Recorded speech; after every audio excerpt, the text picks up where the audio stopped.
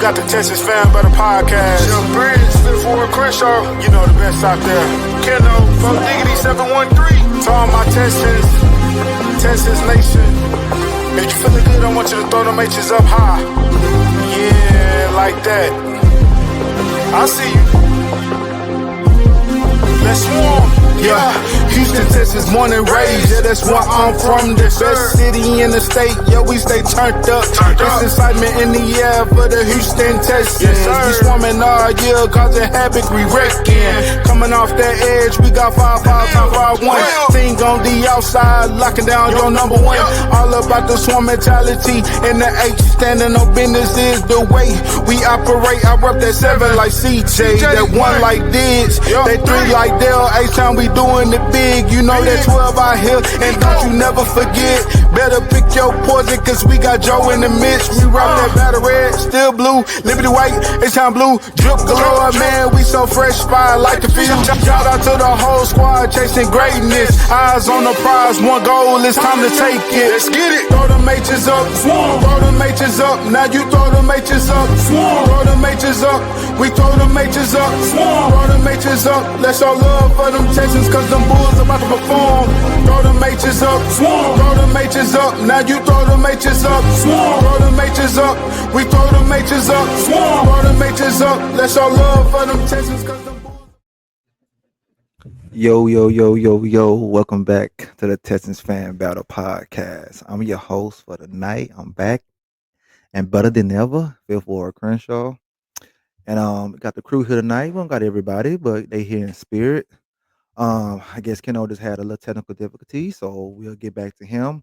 I got my A1 since day one, Mr. Chef Briggs. Talk to him. What is going on, fellas? Blessed to be here. Blessed to be here. And we have the newest father of the group, Mr. Kenneth the Messenger. Talk to him. What's good? What's good, everybody? What's good? We supposed to have Mr. Blessings here later, so when he gets in, he'll just jump on and pause. But let's get right off into it, fellas. So, it's been Texans news shit every day. From signings to good, signings to bad. This draft month, coach been on his little talk theory. With the little coaches meeting they have and everything. So I know we talked about a lot of things that we've done, but since this is draft month, I want to talk about drafts. What positions in the draft that we really need to take a look at, and what's a position in the draft that no one is talking about, Mr. Kenneth? Me personally, Crenshaw, you know how I feel. I want a receiver. The thing about it though is I don't think this draft is that deep as far as for us to take a receiver in the first round. But if we do take a receiver in the first round, I'll be fine with it. But I will say, as far as like what positions that nobody is paying attention to, I mean, you could go to the defense as far as D tackle.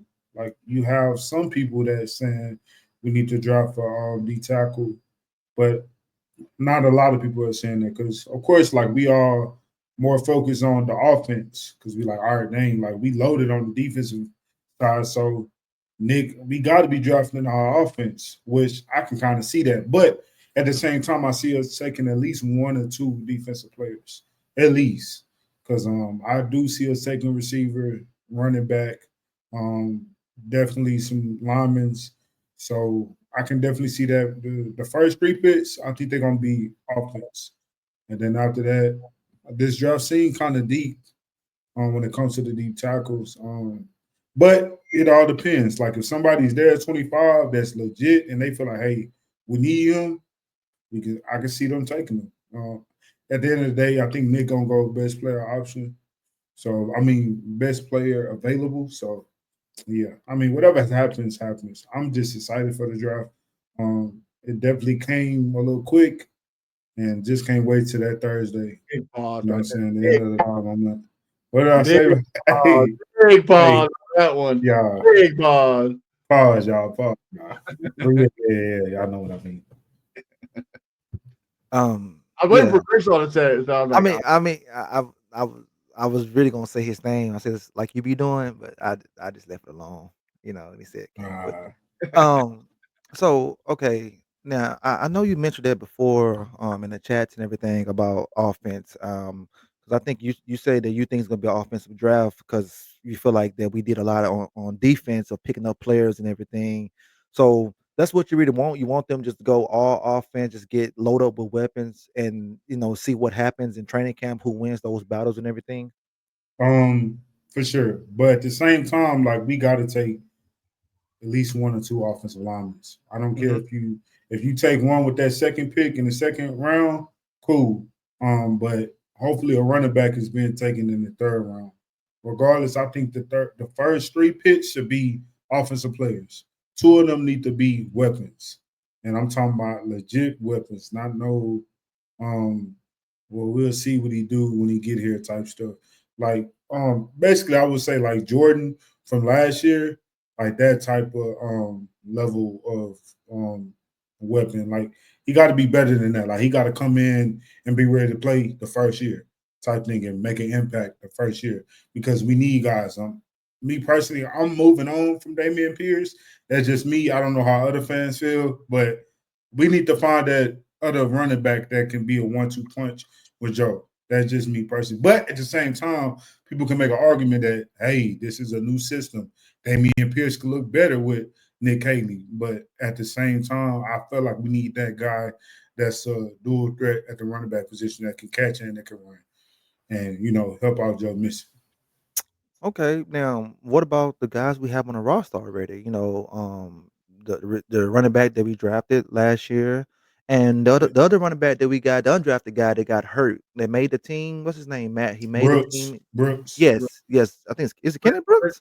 British. British Brooks. It's something British else. Brooks. Yes. British, yeah. So okay, so Brooks and what's the rookie we had last year? What's his name? Jordan. Jordan. Yes. Okay. Mhm. How do you feel about those two guys coming back in this system? You think they'll make a difference, or we still should draft a running back and see what goes I from there? think we should still drop the running back. That's just me. I feel like they was cool, but I didn't see enough from Jordan. And of course, like we can say he didn't have that much opportunities. And at the same time, that can fall on him because that running back two was open for anybody to grab it. We being totally honest.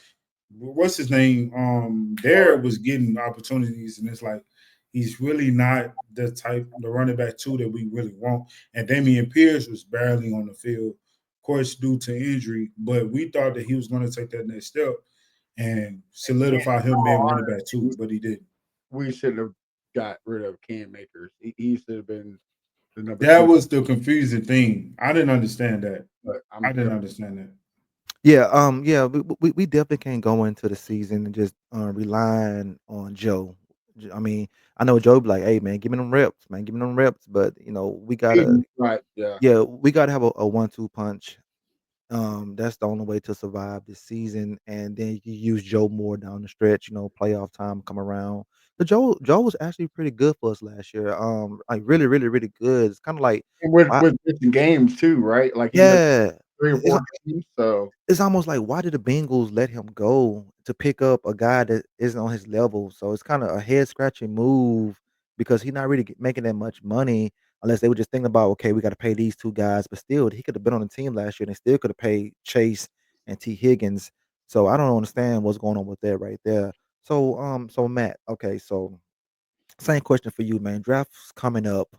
Like I said, I know you didn't got to ask this question so many times, you thought about it so many times. What position at 25 that we need to hit, man? Like what position you want them just to go? Because at that position, at that number, you want a starter.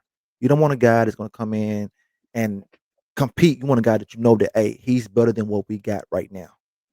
so this is where y'all gonna probably disagree with me. Like this first time since 2002, the Texans have been in a spot where we can go best pick available, where everybody is good enough where we don't need a guy to come be a starter. We don't need a guy to come And we need that position filled. We need that solidified right now. Because I'm putting the faith in Nick Coley.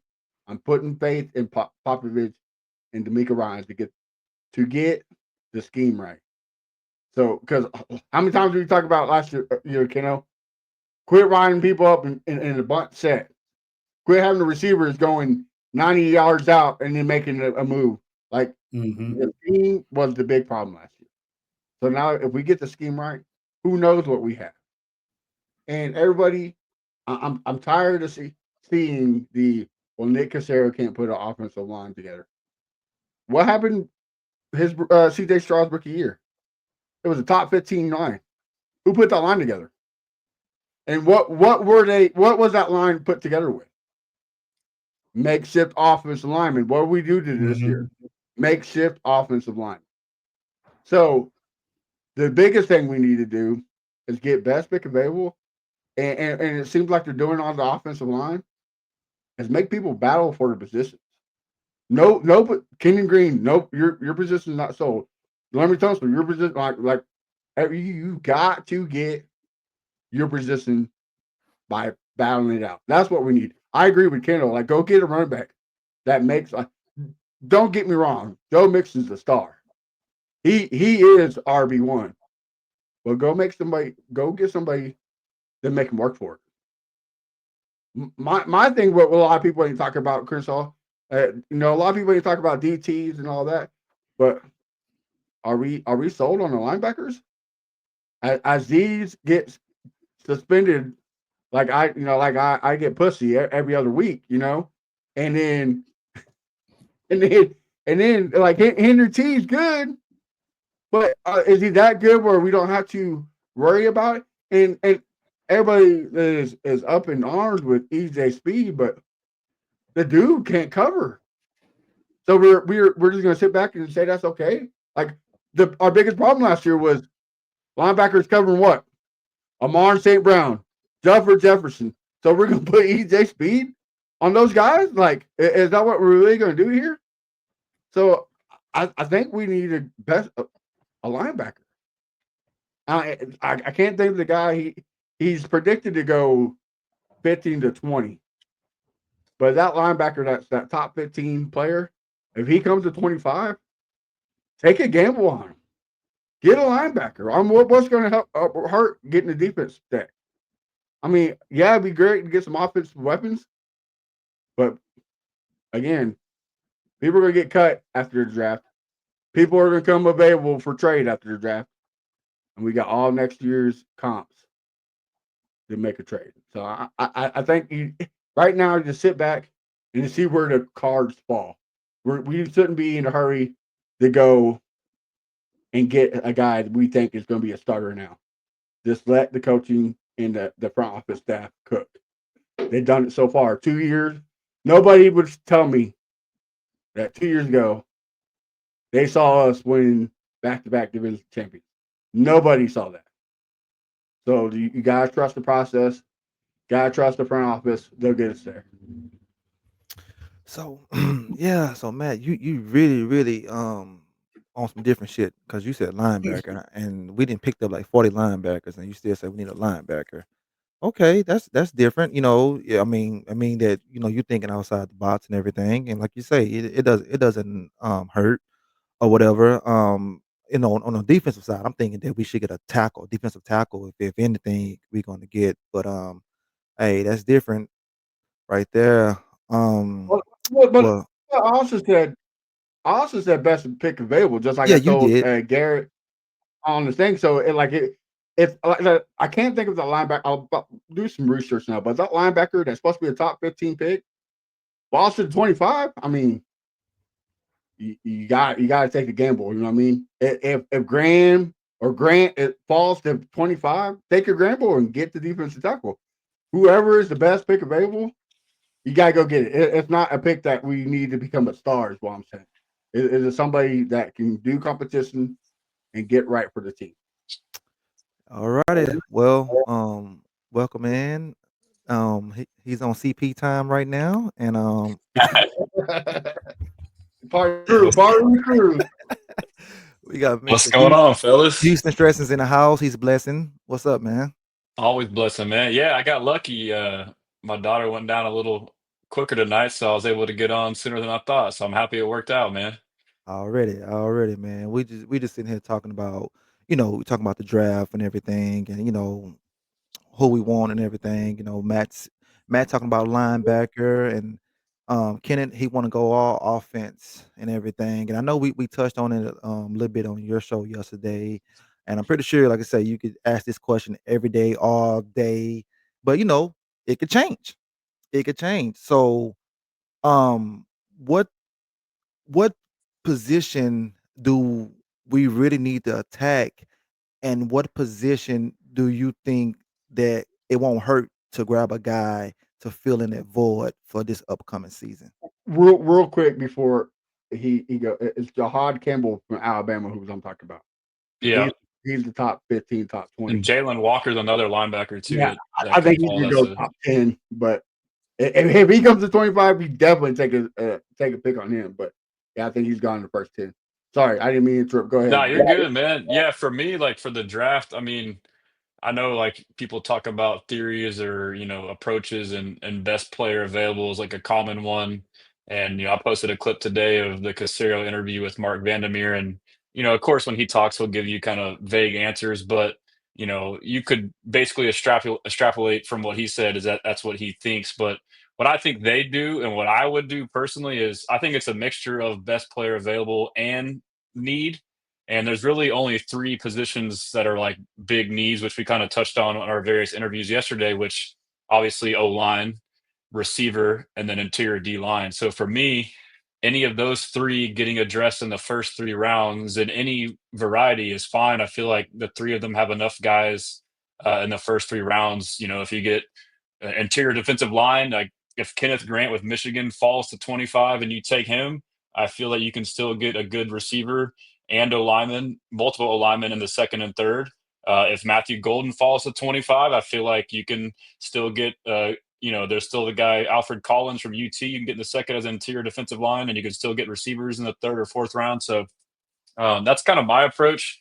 And I guess we all say this too, and Casario will say this too. I mean, and D'Amico has said it, this week at the meetings. I mean, you try to plan for it and it really never goes the way you plan. And we're trying to guess how it's going to go for them, but like they don't even know. I mean, teams always do crazy stuff, guys fall or maybe trading. Obviously, Casario's a madman. If he sees value on something, he'll pull the trigger. But I want to see those three positions addressed. I think overall, it's best to uh, if you had to pick which one to emphasize, obviously I would pick offense for the most obvious reason would be we have more needs there, receiver and O line. But my other part of that logic is the fact that D'Amico Ryans is a defensive mastermind guru, amazing coach, and we've seen what he's done. He can do less with more.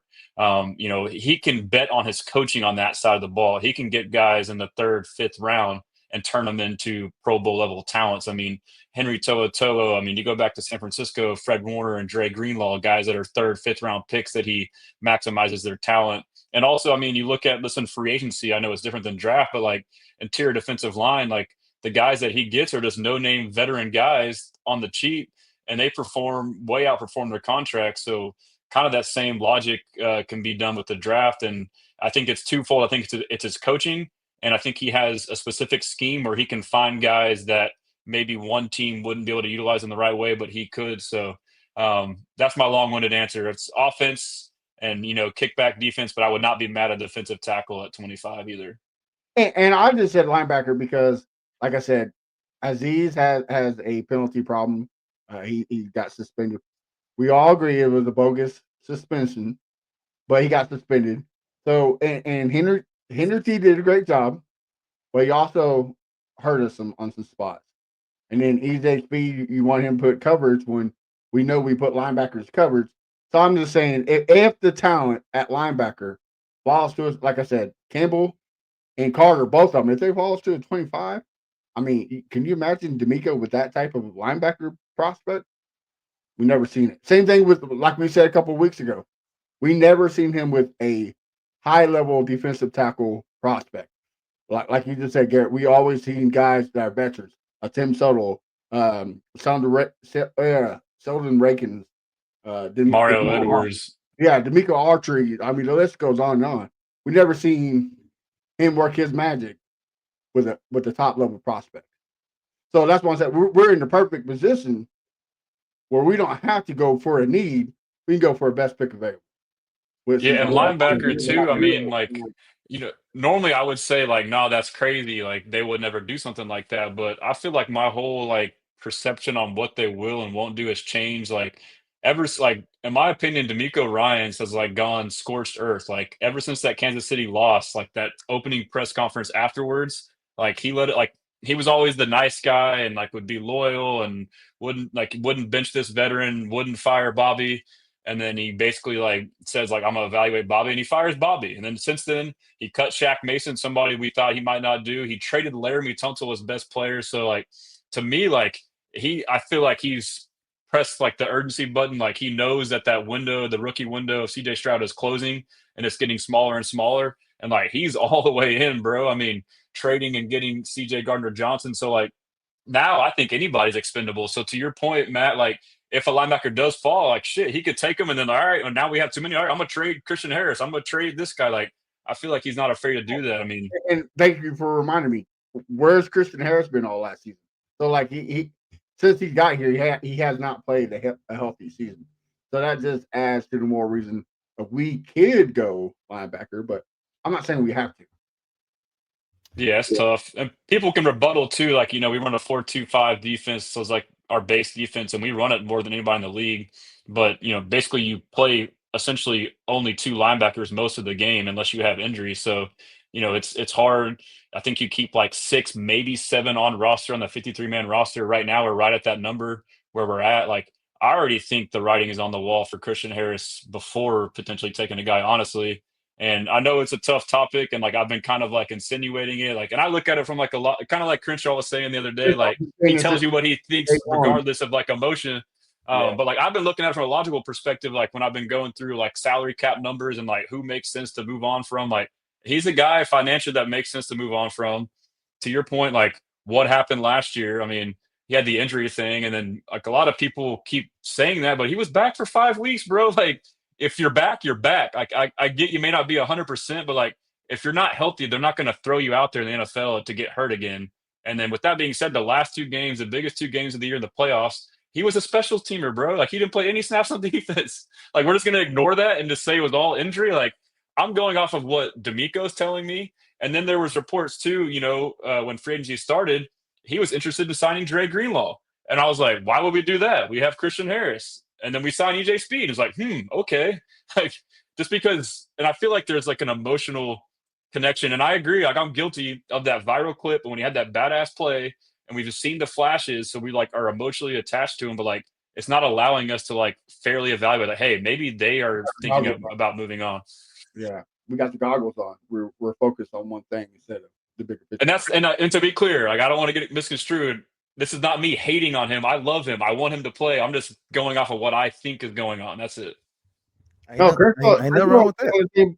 Crensaw's been on the same boat with you. What you just said, Crensaw's been saying all year. Yeah, I mean, ain't nothing wrong with that, man. Best ability is availability, man. So now, it seemed like Nick is the type of person that might trade back from 25. Have any one of you guys thought about him trading out of 25, and we don't have a day 1 pick, just pick a more day 2, day 3 picks, or you think Nick is going to make a pick this go around?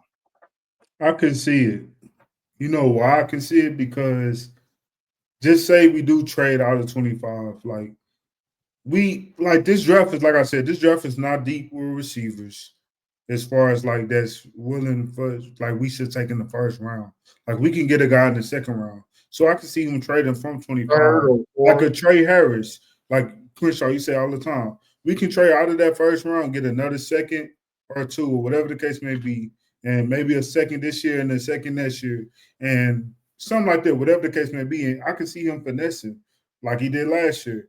I wouldn't be mad at it. It just depends on who's there at 25 or who's there at 24. And you like, man, let's just trade back. I wouldn't be mad at it because at the end of the day, it's about getting the best players that's available.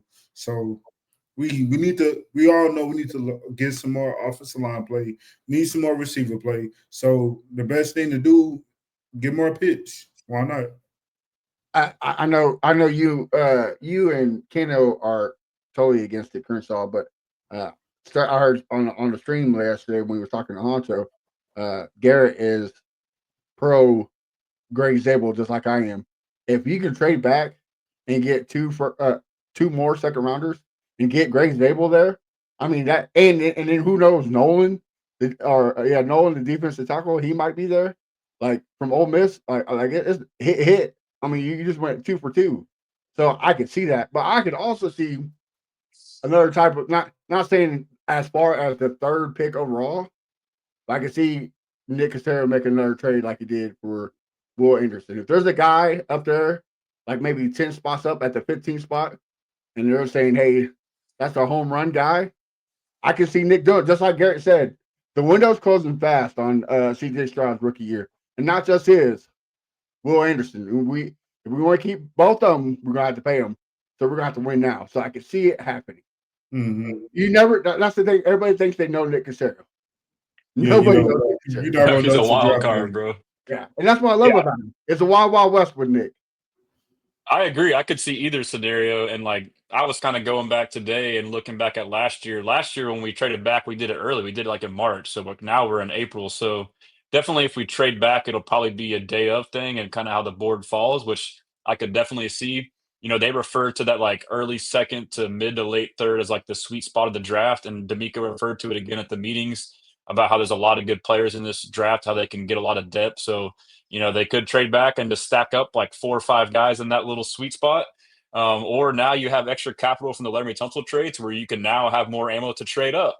And so they've done both. Like the year before, their first year together, they traded up to get Will Anderson Jr. So, I mean, they've shown both ends of the spectrum where they're willing to be hyper aggressive or, be methodical and trade back. So I really don't know if I had to pick. I mean, I guess I'm kind of thinking like I'm just realizing this right now. Like, I think he might. If I had to say whether he would trade up or back, I think he might trade up. Like they're showing like this sense of urgency, hyper aggressiveness, and I feel like if I was the Texans and Casario and D'Amico, if I had the option of getting 5 or 6 average to above average guys, or like 3 bona fide studs, I would take, because the roster is, we don't need a lot of pieces. So, but either way, I would be happy with it. And Gray Zabel, you mentioned him.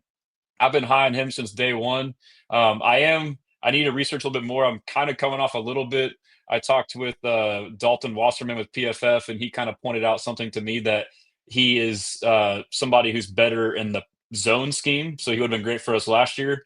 And so we project to run more gap scheme. I still think he's a dog regardless and fits the swarm box. But, you know, I've been thinking too, like if we stay at 25, I've kind of come to this realization lately that I could definitely see them taking Tyler Booker there, man. Or Banks, either it's whoever's there, right? Banks, Booker, like it all depends on who they want and who falls. Okay, so what do you guys feel about our tight end positions? You think Dalton's gonna have a bounce back year since Nick is more of a tight end guru, or you think his days are numbered and we need to draft a guy, or K is that next man up? What do you guys think about that? We'll let you go, Garrett. Go ahead. Okay. Yeah, I mean, this is a tough one. Like, I think it would be nice to move on from Schultz, but it just doesn't make sense financially. Like the only scenario, and like if y'all haven't done it before, if you go to capandtrade.com and you click on like teams, you click on the Texans, there's like a drop down menu. You can see how much money you'll save and how much dead cap you'll have for each player, like according to different moves. And you can cut or trade a player pre June 1st, or you can cut or trade a player post June 1st. So cutting or trading Schultz pre June 1st makes zero financial sense. It's like, I don't want to be wrong, but it's like 6 million dead cap and 1 million savings. And then, but like post June 1st, you have some flexibility, but I suspect they're kind of stuck with him. But I'm optimistic though, like listening to Kaylee talk, we talked about it last night. He is adaptable, something that Slowick wasn't. So he's going to come in, assess his room, evaluate all the players, their talents, what they're good at, what they're not good at. And rather than realizing, hey, Schultz sucks at blocking, he's not like a true inline tight end, I'm not going to make him block George Karlaftis and Chris Jones in the divisional round. I'm actually going to space him out and make him, I'm hoping, a glorified, big slot, a wide receiver. Or if I do have him block, put him in, situations where it's helpful. Same with Cade Stover. Like, hopefully he'll develop as a blocker. But I mean, what was it, week 3 against Minnesota as a rookie? We asked him to block Jonathan Grenard time and time again, and he got his lunch eaten, and we just kept doing it. Like, we just called plays without any awareness of who was where on the field. So I think with just like one awareness of like skill sets, putting players in their best position to succeed. So like Schultz, not asking him to do crazy stuff. Brevin Jordan returning. D'Amico was super positive and high on him just the other day, talking about him. I feel like we kind of forget about him. I mean, they extended him for a reason. They believe in him, and then Cade Stover, it's a jump from year 1 to year 2 for rookies. And then, like you mentioned, Crenshaw, he's a former tight ends coach. So, I mean, Bobby was never a position coach at all, so much less a tight ends coach. So I'm optimistic. I would like to add one, but if we didn't, I would still be fine. Okay. So with Christian Harris, if we move on from him, don't we gain money from him, correct? Yeah, so that's why I started to think that way. And Jeremy Chugs in the chat, he's talked about this as well. It's like 500,000 in dead cap and like 3+ million in savings. So it's not a lot, but like the ratio, it makes sense. And the other part of Christian Harris, and it's the same with John Mechie and Damian Pierce, they're on the last year of their rookie deal.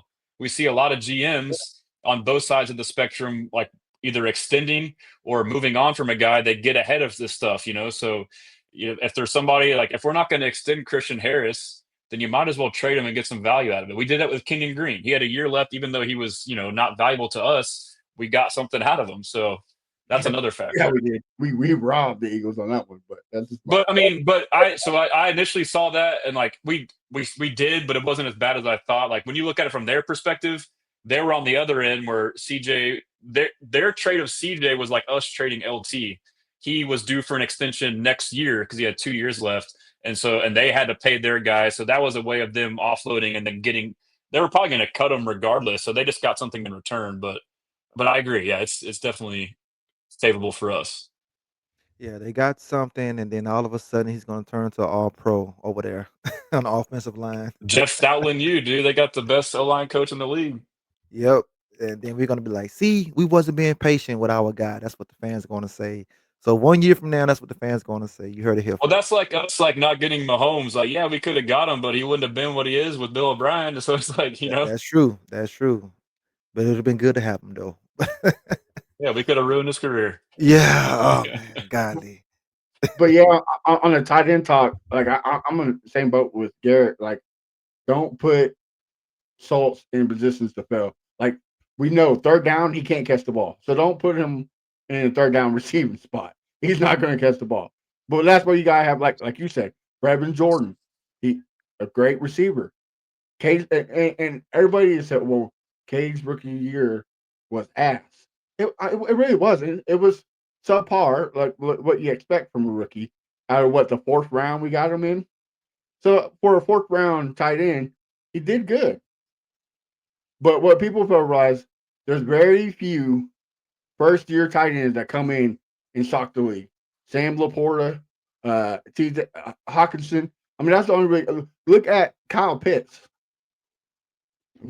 He still has not produced, and he was a number 3 overall. Like, the tight ends take a longer to adjust to the pros. And Bowers is another guy who took off, but it takes another step. So the Cade Stover experiment is still cooking. Like, give it some time. But would I be mad if we traded Christian Harris or a 7th round pick to the Raiders for Mayer? Yeah, I'll take that. Or go get a guy maybe in the 5th or 6th round like Fannin. I think out of Syracuse, like that dude's a sleeper. He might not be there in the 5th, but this tight end draft is somewhat stacked. Like there's some late round tight ends that could be valuable. Jackson Halls, dude. He's like a blocker. That's what we need. If we're gonna get one, he needs to be able to freaking block. Exactly. And again, like you said, Garrett, tight end coach for a reason. So I'm okay with it. I think you're right about D'Amico, where he saw the game against the Chiefs where we put Shaq Mason in first game back from being injured. We put what's it Schultz against Carl Loftus, and each time he got a sack off of him. Each time he lined up against him, got a sack 3 times. It was like 2 or 3 times on the final drive, the biggest drive of the year. It was like So I think you're right. I think D'Amico saw, okay, this ain't working. The same. He's not psycho because what's the definition of psychotic? It's repeating the same thing over and over again and expecting a different outcome. So now that he got that out of the way, it's about let's win. So I think we're in the just trust the coaching. That's all I got to say. Go ahead, Ken. Yeah, what you got, Ken? Honestly, I forgot what I was gonna say, but Gotta start taking notes. yeah, but what was the question, Crenshaw? Can you repeat the question? I forgot to.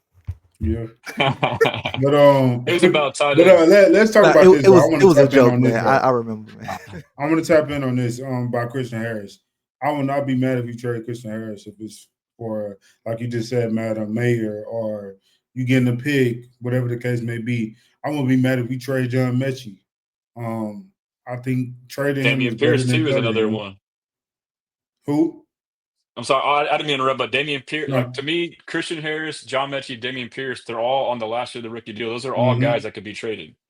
Facts. And I'll trade Damian Pierce. Yeah, like trade them to somewhere you think that they can, of course, a team that wants them, and hopefully they can be successful with that team. It's no hard feelings, but we got things to do at the end of the day. And I like you said, Garrett, I love what D'Amico is on right now. Like he's definitely making moves that we kind of was like questioning. Like, hey man, we need to we need to get rid of Bobby mid-season. And it wasn't looking like that was gonna happen. Then all of a sudden they let him go, and it's like, okay, Miko be in business. We trade Tussle because honestly, it was time for that because Tussle was going to be due for extension, and also like he just doesn't fit the swarm mentality. Yes, he's a great tackle, but he just doesn't fit the swarm mentality. So they got rid of him. We need a guy that's swarm mentality that's going to lead this O-line, that's going to take up for the O-line, but also challenge the O-line like, hey, let's get it together. When they're doing something wrong, you got to be on them. So that's what D'Amico wants on this offensive line. So we got rid of a lot of offensive linemen that just don't fit this swarm mentality. So it is what it is. Like I have no hard feelings no more. Like I'm where Crenshaw is at. Like if we gotta let somebody go, it is what it is. I got love for John Mechie, but sorry. Like but that's the thing though about the D'Amico, right? Like he destroyed the narrative that we all thought. Because how many times in the chat did we say, "Oh, Bobby's not going nowhere. Bobby's not going nowhere. He's that's D'Amico's guy. D'Amico's too loyal." Yeah. Oh, okay. But I suspect that like he was like, I mean, everything that he showed us led us to believe that, like through his actions, like giving guys second chances and not, and then obviously like press conferences, you're not going to like bad talk somebody, but like that's what we have to go off of. So I mean, like you can't fault us for thinking that, and maybe he's still developing as a young head coach. He's like, all right, like this nice guy stuff ain't gonna work. Like I'm about to go rogue, bro. Like I feel like he just had a switch flip. Like he's like, I'm gonna try it this way. I gave y'all my chance, and like now I'm letting y'all know with my new actions, like I'm a different guy. I'm kind of agreeing with you. I think the Chiefs game opened his eyes. Like if we like Crystal said, we want to see AFC Championship game before we die. Like we got to do it now. And I think D'Amico was like, okay, there we go. We're going next year. Well, I hope it did open up his eyes because I mean that's what we need, man. We need a coach to come out there and say, look, man, if your ass ain't ready, you ain't on my damn team. And that's what we need, man. I mean, we could be friends in the off season, but during the season, man, it's all about business and everything. And like you said, I didn't think he was gonna, fire Bobby, but the writings on the wall, especially after CJ at his press conference, he was sticking up for Bobby. He was doing what Watson did for Bill O'Brien. He was sticking up for him. So I'm like, oh man, he's definitely not going anywhere. Then we was just waiting, and boom, the news dropped, and everybody was victory is mine. Everybody was all crunk and everything, man. Yeah, man, we was lit. Yeah, we were a Baptist church, you know, to get yeah, man. Yeah. So, we were eating. yeah. So I'm like I said, I'm looking forward to who we got in right now at offensive coordinator, because he can't do no worse than what we had with from Bobby, from what's the other guy we had for Bobby? Pep Hamilton. Pep Hamilton, and what's the guy for Pep Hamilton? Was it He Tim Kelly? Dave Tim Cole. Kelly. Yes, Tim Kelly. So he can't be no worse than those guys right there. So I'm looking forward to it. I mean, I can't wait to OTAs. I just want to see some type of film on these guys, and Yeah. formations and everything. I just can't wait because I'm excited right now, man. They're giving me something, to be excited for in the season and everything. Well, So what you got? and the thing too is like we get it when you talk about something, you gotta say the right things. But like I was telling Brandon on his show last night, Bobby said some good things when he got hired on, but you also could see it was the 49ers. Like you can see what he was saying, what a 49er coach would say. With Yep. Nick, it's Nick. Like he said, nah, man, we're not doing it the Patriots way. We're not doing it the Rams way. We're doing it the Houston way. And yes, that's what he's supposed to say. But if you go back and really watch the conferences with Bobby, he didn't say stuff like that. He said stuff that a Niners coach, like the whole the offense or the defenses don't adjust in halftime. Like what? Have you watched a football game ever? Like you are stupid if you believe that. Like you should quit the NFL and get money from the state of Texas, because that's not it. That's terrible. What's crazy about him is like it's so ironic. Like if you were to like not know anything about him, like if you just watch, like listen to his words and like watch the way he coached, like you would assume that he was this prototypical 70-year-old stuck in his ways old head coach. Like I'm gonna line up and run my thing no matter what the other team does. Where he's supposed to be like this young, innovative coach who's supposed to adapt. So like it was kind of ironic in that sense. And I see someone in the chat saying too, like, of course we're gonna fire him. Like, no, dude, like I was surprised as hell. I mean, there were plenty of reasons. I mean, I prepared myself. Maybe it was like a coping mechanism, but like I prepared myself for Bobby to come back for year 3. And like honestly, there would have been an argument to do so, even though I didn't want it to happen. I mean, you still went to the playoffs your first 2 years in a row. The first year was great. I mean, CJ Stroud won Rookie of the Year. So I mean, they could have made a case to do it. Like that was not an easy decision. And then you throw in the fact that D'Amico is like boys with him, like they've come up in the league together. So like that was not an easy decision. So like as soon as that happened, like my light bulb went off and I said, who's next? And shit, look where we are now. It's 3 or 4 guys that's been next. So like he has flipped the switch, man. It's just crazy how he kind of made it seem like, and who knows if this is truth or not, but he made it seem like him picking Bobby was a rush. And then we all be like, dang, well then why the heck you ain't get Cliff Kingsbury? Like, why you didn't, you know what I'm saying? But I hope that was the case. It is what it is. I'm glad he moved on after the 2 years experiment, because he knows, like, hey, we got to win now. We have to. Especially if you believe all the articles that are coming out about Bobby and CJ. Like the argument, the pre-draft argument, the arguments in the locker room and practice, whatever, about them getting in each other's face. Like, if you believe in that, then he needs to go, because CJ's coming in his 3rd year. He needs somebody to have his back. And that's the same reason why I'm glad we got rid of Kenyon Green and Larry Tunsil. Because how many times we see them when CJ's trying to get hit, late hit, or out of bounds, and they're back there with their hands on the hips. Nah, man, I want somebody throwing some blows for my QB. Exactly. Like, especially if you have that C on your chest. If you have a C on that chest, yeah, you got to be the first one to throw an elbow. I want the same energy on my offensive line that as these outside here is doing on the defense. Okay, is it a little dirty? Okay, like we said, if you're not Houston, what? Fuck them. That's the mentality we should have. It's football, though, man. Absolutely. Football. That's what people like be forgetting. This is football. Like back, I don't know if everybody else played football. I don't know if everybody played football, but back in Little League, them one-on-ones, like we going for each other heads. Like it's all about being physical. So put your hands. I don't think it's easy as a dirty player at all. And you want your old line to be like that. Like, Yeah, we were taught. You're probably right. You were taught what? Put your hands through his chest. You're blocking somebody, put your hands through his chest. That's what. No love for no one. Play ain't over to the whistle blown. We ain't got time for them little half stepping like, nah, bro. And that, I'm sorry, but that's what Laramie was on. And Laramie could really be better than what he is, I feel like, if he really took it more serious. That's how I feel like. He's a great tackle. But he can be better if he had more dog in him.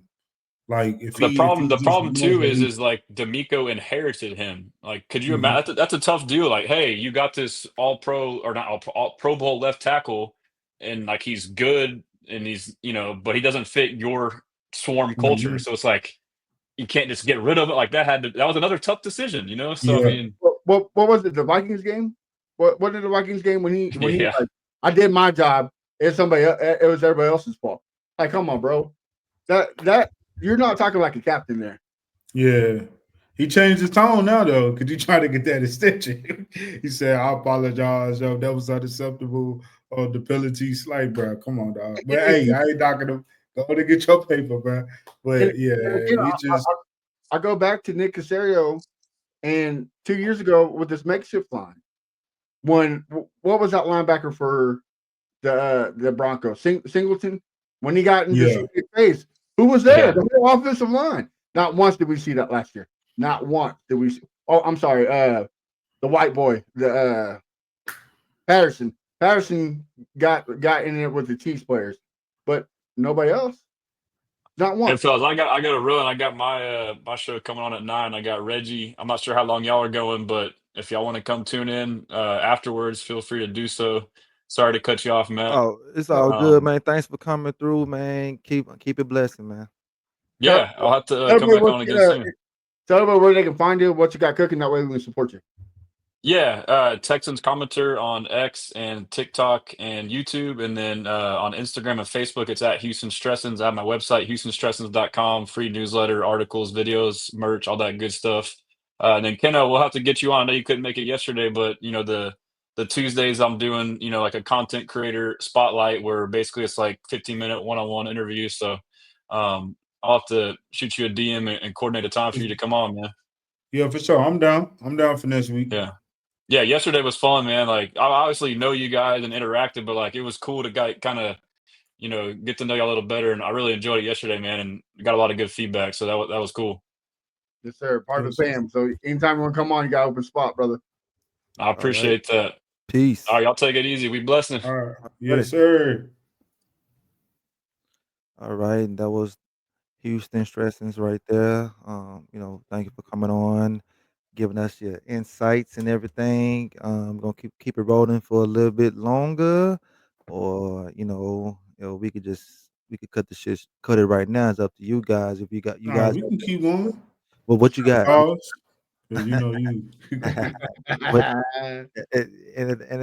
Anything that you got though, because like some that we haven't touched on, or something that you've seen or read. Okay, I got one. So, what you guys feel about those images that came out on the stadium? Bro, I think that would be like a dream come true in a way. You know what I mean? Like, bro, there's no way this is gonna happen type stuff. Like, if it happened, I would be shook.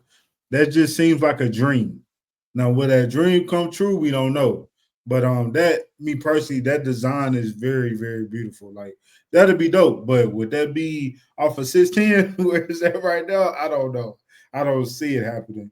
Like you said, Crenshaw, I think it'll be more traffic. It will. And accidents happening. It will, because everyone's gonna look at the screen and like, oh wow, because like I say, man, I've been in Vegas and the Raiders got the exact same shit, and it's clusterfuck, man. Everybody keep looking at the screen.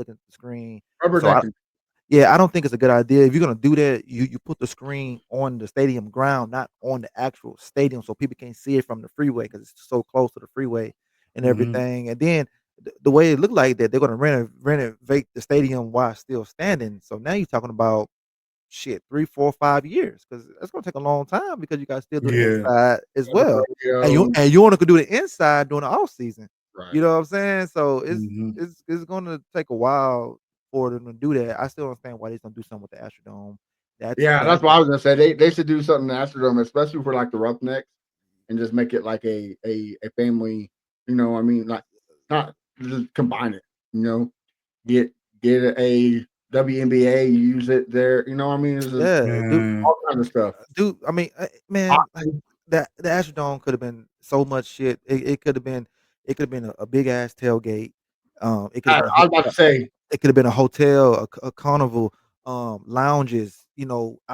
Everything. It could have been all that shit right there. They really dropped the ball on that. It could have been a live ass place, and then just festive with rats in that motherfucker. That's all it's got right now, yeah, man. They fucked that whole thing up, man. If you want to go tear it down, you should have made it something real lit for the fans, man. Just think about that. You could like they have a spot in there where you could pull your car or your RV in there and tailgate inside the Astrodome as well. So you got the tailgate on the outside, but you could tailgate inside. That's some pimping shit because people are like shit. I'm tailgating inside the Astrodome. They fucked that up, man. They should have made it well, work yeah. like that. not just that though. Look at like I think it was either you or Garrett last night. Make it where like the Cowboys, a standing room only. You know what I Yeah, mean? Garrett. Yeah, like make the Astrodome, a standing room type thing, like a VIP party. You know what I mean? That's where you get people there. And then when it's game time, 20, 30 minutes before game time, shut that shit off, get your ass in the stadium, sit down. That way we quit being late. Like, Something. the pictures are cool, but it's what they're going to do after they do that. Like, are they going to do something to bring people in? Are they going to do like Crenshaw said, a VIP Happy area, hour, a happy hour. DJ happy hour, like somebody get crunk inside, so that way it gets people from outside getting crunk. You know what I Yeah, mean? yeah. Like Yeah. you They got might the same energy. Yeah, they might need like get someone really famous to either be there at every game or they just show his or her picture. Like I'm gonna go back to Atlanta. Atlanta, they use Samuel L. Jackson at every game.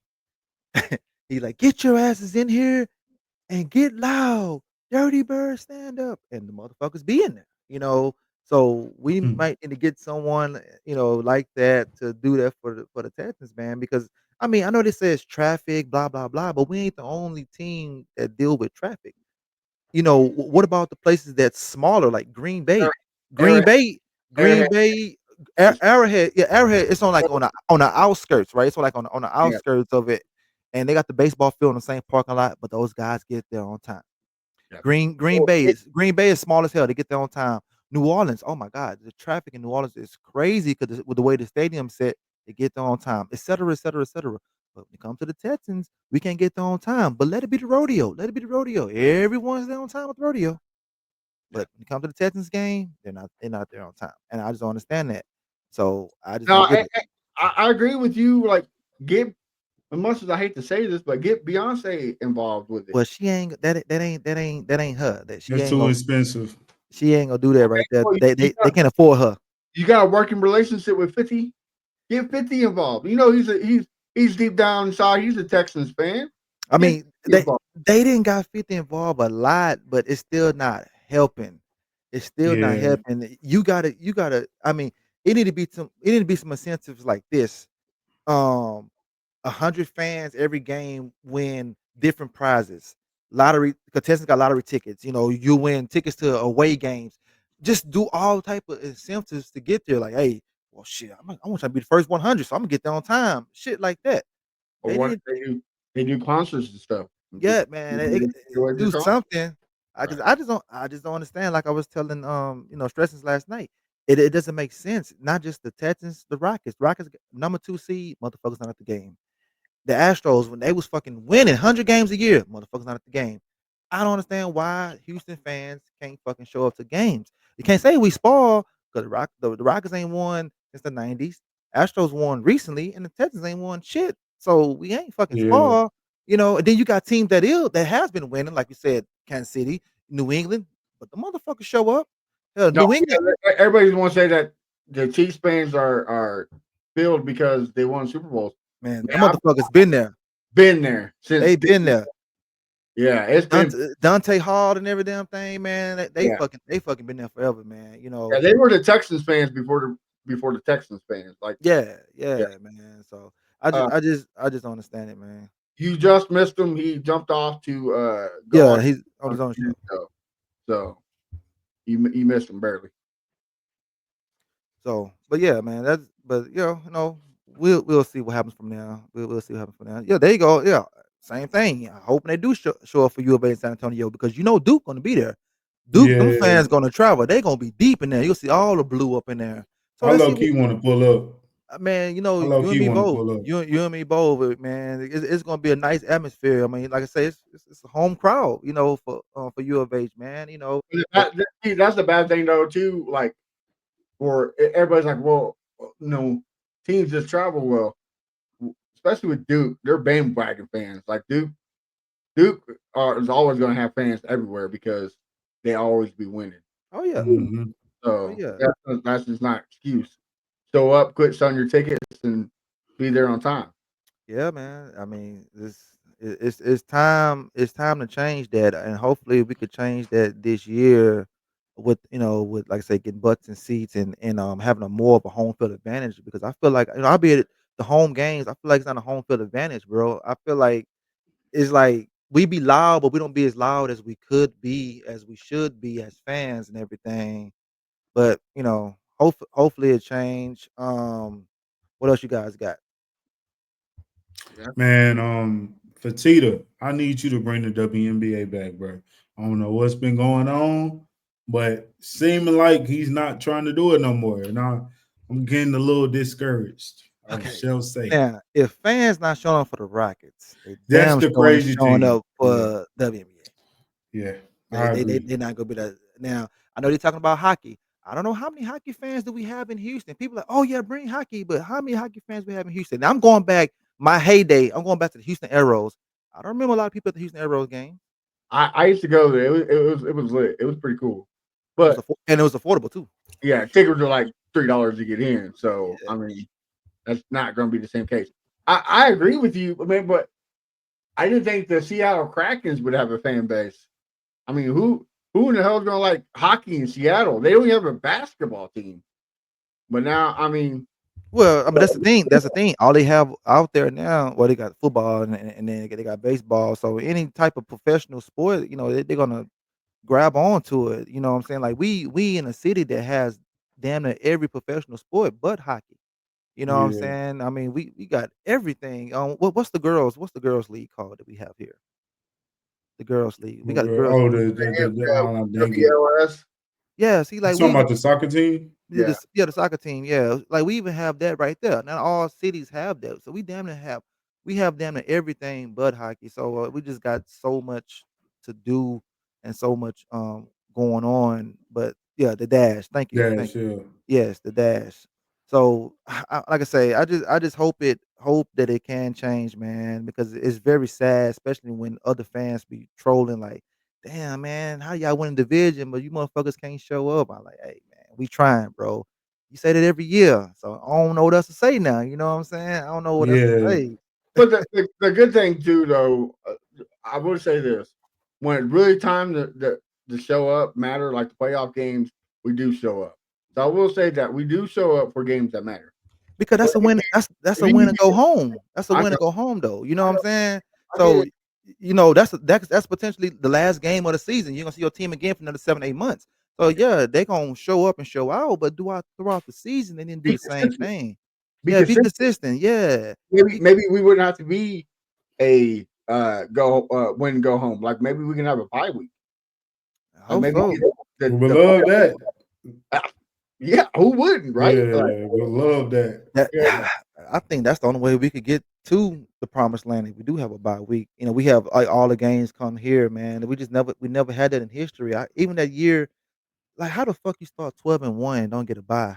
That's fucking crazy. That Yeah. year still fucked my head up right there. You start 12-1 and don't get it, or 11-1. One of those, 11-1, 12-1, they started off and then get a fucking bye. That's crazy. But, I don't know, man. Just like I said, I just hope for the best and, we be there rocking and rolling, and then not only build a home crowd, build a away crowd too. I wanna be at opposing teams with the traveling Texans. We deep in that bitch. You know what I'm saying? I wanna be like how them teams show up at our stadium. Like every year, the motherfuckers be deep here. But then when you watch a Texans game on the road, like, damn, you see about 4, 5 fans in that motherfucker. You know, can we get 4, 500 in that motherfucker?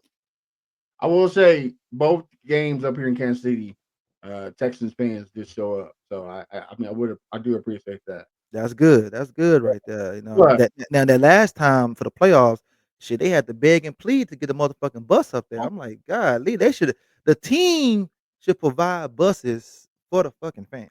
Like, like the last game in Tennessee when they were wearing the Oil Blue colors, mhm. like that should be that's the time Texans fans need to travel. That's the time Texans fans need to go to enemy territory and say, and they went and got ranked out. you know what I But mean? yeah, man, you know, show up, man, get loud, man. Like when the Saints came here a couple years ago, the Saints was deep in our NRG. They was deep, man. I mean, they was Man, deep. the Bills was deep. Bills was Bills, deep. Steelers, The Eagles was deep. When we played the Chargers. Eagles, man, like, Right. When we played the Eagles a couple years back, yeah. yeah, man. I mean, like I said, The time we repped the new red helmet too, and the Eagles outshowed us. yeah, and then we can't say that a young team anymore, man. We've been here 20 years now, man. We've been here long enough to have a fan base more outside of Houston and surrounding areas, man. You know what I'm saying? But I Hey, know, we get to that Super Bowl. We gonna get more We just fans. gotta get past the first round. We just gotta get Past the we got division. yeah. No, I think we gotta get to the Super Bowl. I think if we can finally beat the record of 0-6 of making it past the Original. division round, I think we start getting more people. I think if CJ Stroud can show more, I think CJ Stroud's our ticket. The dude is amazing off the field, on the field. He just got to keep going. So man, you know what? I think the way our fans going, they might be late at the Super Bowl if we get there. They go like, "Where the Texans fans at?" Oh, they'll be the second quarter at the Super Bowl. So that's crazy. But yeah. anything else? Nah, fellas, I think that's it for me. At Yeah, least. that's it. Okay, that's it. All right. Well, Kenneth, why don't you tell the Oh, folks? hold on. He got Oh, something else. Crenshaw. What's up? Talk to me. To talk about Matthew Golden, man. Tell him talk about the situation about the man. You feel like he's being thirsty. Oh, he's been thirsty, man. I mean, this man like so many Texans pictures and photos. He's in the DM saying draft me and He didn't do everything. that. Come on, bro. I guarantee you he's in their DM saying Bro. draft me. I mean, I get it. You want to stay home, you want some home cooking and everything, but man, we didn't cross that road already, man. I don't want that shit here, man. He ain't got nothing to do with Tank though, bro. Same shit, man. Same No, it college, ain't. No, it ain't, bro. same You college. can't compare them two. Shit. Might as well. Why? Because they They both went to U of H. both with the U of H. They damn near play alike. If you watch the film, they damn near play alike. You know what I'm saying? Both little He, motherfuckers. You know what I'm saying? He a little bigger pause. Matthew is bigger As I said, a than Tank little Dell. bigger pause. You know what I'm saying? But not Pause, that but much bigger. this Tank Dell, bro. Come on now. Tank Dell is this Hey, skinny, bro. I'm just saying, man. But I don't think Matthew that skinny, bro. I mean, it just I don't know. Like I said, I get it. He want to play here. He probably be a Texans fan. That probably be his he team. is. That he grew up on. Yeah, he grew up on the team because I think I don't know how old he is or whatever. Because the team might be older than him. So he grew up a Texans fan. I get it or whatever. But bruh, we'll be okay without you. Man, I'm welcome, dog. Come on home, man. And one thing for sure, Tank Dell not from Houston. Yeah, Florida. Matthew Golden is, so it's a difference. And it ain't no difference because just because you from the H don't mean you gonna play good. I feel like when you from the H, you got more peer pressure on you because you have everybody. Hey man, I need to be at the It game. depends who I need to that be at the person game. is, But that's though. how it's been. What player that we drafted from Houston has played good as a Texan? It doesn't happen. It doesn't happen. We haven't drafted that many people though from Houston. Charles Omenihu was good, but we never really gave him a chance. Never give him a chance. Okay, so who we got? We got Petrie. We got Petrie. We Don't got even say Kenyon He's not Green. from we got Houston, Kenyon though. Green. Huh? Peachy's not from Houston, no. Yeah, he's from Houston. He's from Stafford.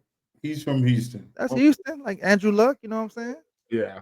So yeah, so we have Kenyon Green, you say Charles, Petrie. I don't know who else we have that's from Houston. I can't think of anybody else, but that's the thing, bro. It's not like it's a common thing. And who knows what we don't know this man's personality. He What's that? seems like he's a good kid. So What's that I defensive don't tackle that came from Rice? Earl Mitchell. no. You talking about Covington? Well, yeah, he did too, but Earl Yeah. Mitchell, he's from the he came from Okay. I Okay. think he's from the so I could be wrong. Maybe he just played it right. Oh man, okay. So Hewitt is from Houston too. Ball dot. Special, What special, what his number special was called. team. Special team. Hey, he was a baller on special teams, man. Look, this what I gotta say, bro. If I understand, it's certain players that you like, dang, I don't want you here because you're not gonna be successful if you come back home. I don't think Matthew Golden is that type of player that he will come home and be distracted. Right. Like he might be locked in, bro. He probably a locked in kid that keep his nose down and you know what I'm saying, keep his head down and just grind. Tank Dell on the other end, like of course that's the type of player that you might be like, if he was, let's say if he was been playing in Florida, you know what I'm saying, with the Jaguars or whoever, Tampa Bay, who knows how he would have, you know what I'm saying, been out there because you know he liked to party, you know what I'm saying, he been doing these little blind date stuff, you know what I'm saying. I understand he injured, so I get it, you know what I'm saying. He trying to keep his head off of football, I guess, and try to be in a happy place. But I don't know, man. I don't think Matthew Golden gonna be the type of player that if we draft him and he gonna come here and not be successful. I don't think that'll happen. But hey, we shall see. It's a lot of guys though from here that we didn't draft. Honestly, it's a lot of guys. Vince Young. You know what I'm saying? Vince Young. And even like some of my homies, like Peyton Turner, my other homie, Jordan Elliott. Like these guys, they went to the Saints, went to the Browns, you know what I'm saying? It's a lot of guys, it is more guys. The guy that went to the Jags. I think I don't know how to pronounce his last name, but he went to North Shore. It's a lot of guys in the Jalen league Hurts. that's from Houston that's didn't get drafted. Okay. Let me see. So Danielle Hunter, Houston. Jerry We didn't Hughes. draft him. I know we didn't draft him. I'm talking about that's been on the team, or we Yeah. had Steven Sims, Jerry Hughes, Houston. So out of all those guys, Danielle Hunter on the one's been good. But you know. Jerry Hughes was good. Jerry came in with older, Jerry bro. Hughes was good. Like, come on now. Oh yeah, we drafted Foreman from Houston. He was ass. Oh yeah, I forgot. But no, that was a We bit didn't give on him a chance either. He was kind of like Charles Minute, who we didn't. But yeah, once he got injured, he ain't been the same. Well, But and he got caught smoking weed. If we didn't have what's that the preacher's name? Oh man, the one that ran off D Hop, the preacher. dang it. That guy. I know you're talking I about. don't forgot dude name. Yeah, that dude. If we didn't have him, we probably gave him another chance. Used to be something like that. Used to be Yeah. Jack used to be. Yeah. But yeah, Yeah. we just didn't get him. Man. I don't know. Hey, Matthew Golden, bro, you come in, bro. I'm not getting a jersey. I'll take that back. I was gonna say that, but I'm gonna get a T-shirt, bro. I'm gonna definitely show You know what? some If we draft Matthew Golden, I get you a jersey, brother. All right, that's a bet. I got you. And number 2 gonna be nice. I ain't gonna lie. It's gonna be one of my jerseys. I ain't, but you know what I mean? Yeah. Better quality for sure. So yeah. But yeah, man. Hey, at the end of the day, like you said, Matt, best player available. I'm not tripping on it. I just can't wait. I can't wait to see who we drafting. That's all it is. I can't wait to see which one of these players gonna be on our team and what weapons we're gonna get. I can't wait for that. It's an exciting time every year. You know what I'm saying? Last year we weren't too excited because we traded back, but at the same time, them guys we got as far as Kamari and Kalen Fisher, he did pretty good. But the guys we got was definitely contribute to this team. I'd agree with Garrett, man. I was getting vibes of the 2-year draft ago where Nick made some splashes. So I'm excited. I think like I said, I think we're hungry, man. Yeah. We gotta be. So I think be ready. Just be ready. I think everybody that's hating on the Texans offseason is gonna eat crow come this draft. Yes, sir. I can see it. Let's get it, man. We almost there. A couple of more weeks. Yes, sir. Yes, sir. It's almost there. Draft day is the day after they're gonna be the legendary Kendrick Lamar concert in Houston, Texas. That's the day. That's Oh, The next is the I might very have to next fly day. down to So that's the So Texas it's the T. 24th? No, it's the draft is the third Thursday, right? It's Yeah, Thursday, the Friday, Saturday, right? 24th. Yep. The concert the 23rd, draft the 24th. So that's the day that Dang, I didn't even Justin Steve gonna be realize. hiding that day. So what you're saying is no episode on the 23rd. Definitely not for me because I'll be at the concert. Yeah, my wife keep asking me if I want to go. I'm just like, it's cool. Yeah, We're gonna go to see Chris Brown. Oh We're man, gonna go see Chris Brown in September. Yeah. So yeah, I'll be at the concert because Seeing Paul Wall the they're 18th. controlling on the 18th. Yeah. This month. Yep. Mm. That's my Easter present for Easter. Yeah. But yeah, man. So other than that, man, Ken, tell the folks where they can find you at, man. Let them hear you out, man. Yes, y'all can follow me on YouTube and Twitter at HeadCanOut. Been dropping some content, mostly about boxing, but different types of content. We drop all kinds of stuff, just sports overall, and also music and all that type of stuff. So y'all go give your boy a follow and stay tuned. Stay tuned, and Matt, tell the folks where they can find you at. Yeah, man, we got something cooking for sure. Cooking with Chef Briggs is coming back to the table, especially with Texans here again out. Crenshaw's contentions, Honcho's hunches, and tea time with Texans tea. So make sure y'all check us out. But yeah, you can find me at A1 Day One Texans, where I'll always be supporting the show, kind of keeping it low on my profile, but let's go. Let's keep it blessed. Let's keep it blessing. Yeah, man. And y'all can find me at Fifth Ward Crenshaw everywhere. That's how we doing it. Like I say, we dropping gems. We coming with the thunder. And you can follow the other guys at Honcho TV and Texas T. They on real CP time, but it's all good. They hear in spirit and everything. But until next week, ladies and gentlemen, we out. Peace. I'ma calm down, won't chop it up. There's an H-Town anthem, so we gotta slow it up. This the best podcast known to man. We been raw. You heard it here first from Keno and Fifth Ward Crenshaw.